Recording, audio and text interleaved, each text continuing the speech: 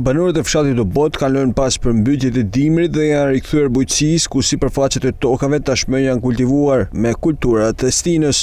Largimi i të rinjve ka bërë që për tokat kujdesen të mushuarit, por edhe gratë, ku shumë prej tyre vinë enkas nga emigrimi këtë periudhë për të marrë me bujqësi. Kush kanë mjallë tokat, kalamaciongje, sera, të i bangun për mishte, gjona. Ju aktualisht? Na aktualisht, si na dzep me punuvesh, të i pasru në i sanë.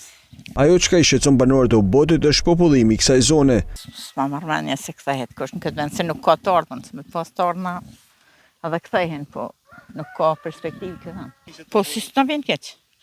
Rritën tonë një pëmesa rrugësh, të i pas këtë forvenit. Dhe ka kënë shkollat plate se të s'ke i fmi në shkollë.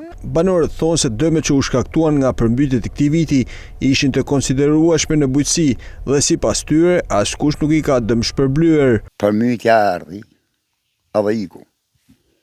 Me në vizitune. Prej të shefi emergjente, të aki qaka, dherë të bashkisë, tonë më rrallë, kush nuk pramtaj, kush nuk në shmoj. Po ardhen, si ardhen iken. Jonë që të janë dëmtu, bëja gishëm. Gishëm, po. Jonë që të janë dëmtu edhe me 70-80%. Unë i mirë bujësim, se më kënë kërë vetë, me vite.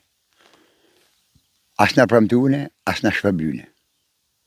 As njësëm. Fshati Obod në njësinë administrative Ana Malit njihet si ndër zonat më të prekura nga përmbytjet, ku edhe këtë vit sipërfaqe të mëdha tokash bujqësore u përmbyten, ndërsa një tjetër shqetësim për këtë fshat është edhe emigrimi masiv.